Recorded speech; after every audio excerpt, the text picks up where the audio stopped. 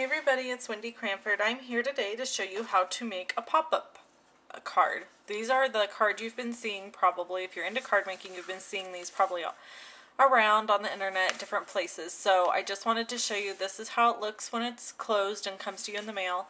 And then you open it like this and it sits up. And I'm going to show you this one I made flags. I used the Bitty Banners stamp set and punch. It's called Banner Blast, not Bitty Banners.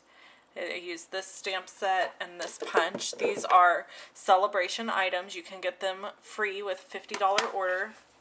So if you place a $100 order, you could get both, and they coordinate. Alright, so all I'm going to show you today is how to make the basic pop-up, not everything decorated on it, because this is actually pretty time consuming.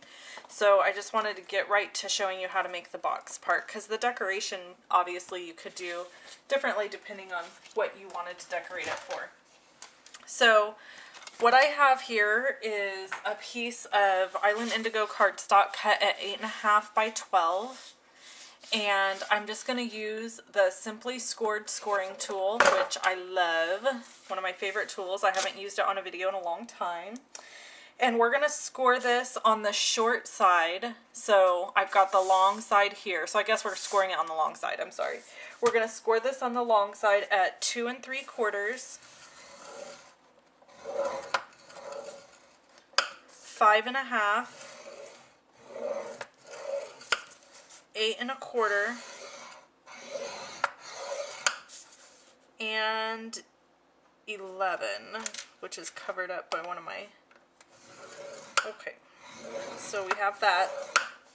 Alright, and then what we're going to do is we're going to cut off a strip of this. So I'm going to move my scoreboard here real quick and bring in my Stampin' Trimmer. And now we need a piece of 2" by 12" cut off of this. So I'm just lining this up at the 2" mark here, and I'm going to slice that off. And so now I've got this piece left that has the score marks on it. So I'm going to set this aside and save it because we'll need it later. Alright, so now I'm going to bring my scoreboard back. And now this is a piece of 6.5 by 12" cardstock. So I'm going to turn it once this way. So now we're scoring on the 6.5" side. And I'm going to score it at 2 3/4. So right here.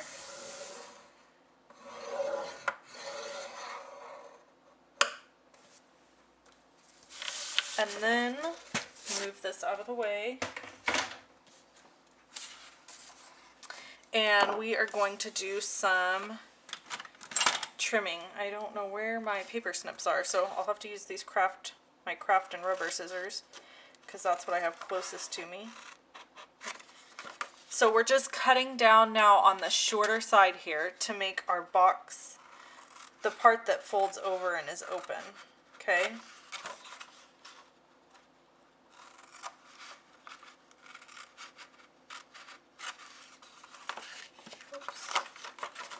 And this one we can go ahead and cut off. So we're going to cut it all the way down to where it would fold. And then we want to go at a diagonal.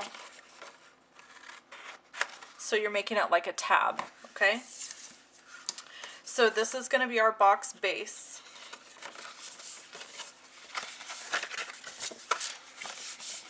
There we go. So there we have that part. Now what we're going to do is we need to make the inserts for inside this box.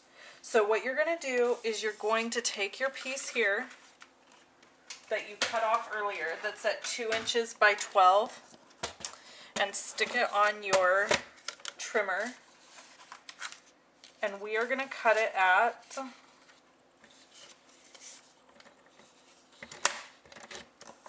4 3/4 from one end. Well, I'm sorry, it's got to be from the end that has this piece, that has the shorter piece here, the 1" piece.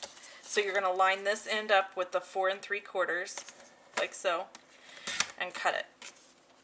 Then you're going to turn it and you're going to cut it at 1 inch So it basically gets cut in half.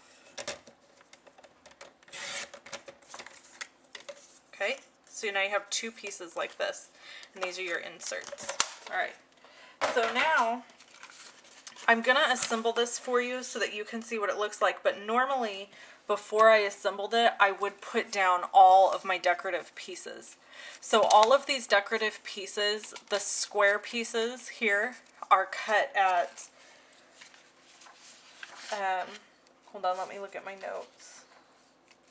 They're cut at 2.5 by 2.5. So these are 2.5 by 2.5 squares, and these are cut at 2.5 by 3.5. Okay, and then on the back panel I have a solid piece going all the way up, and on the inside panel I have a solid piece going all the way. All right, so let's go ahead and assemble this so you can see what it looks like finished. So I'm using sticky strip, and I'm going to put it on this flap here, and you could use hot glue. I would not recommend using regular snail adhesive because yeah, because it won't hold as well. So that's just kind of a,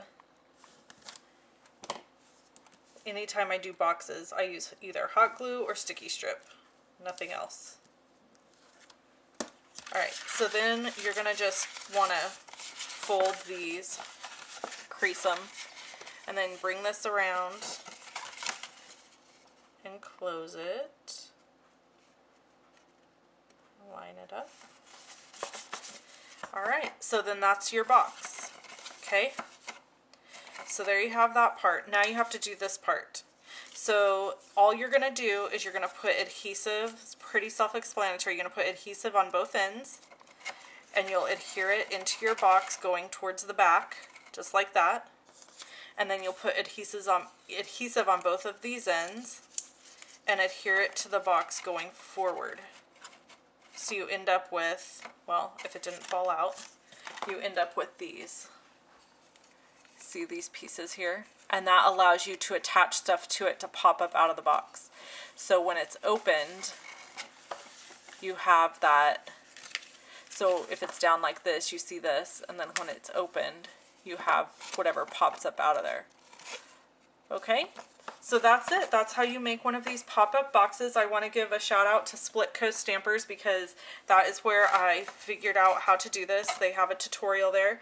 I'm also going to have printable measurements on my blog to go along with this so that you can easily make one of these. They're super fun and they're really, really cute.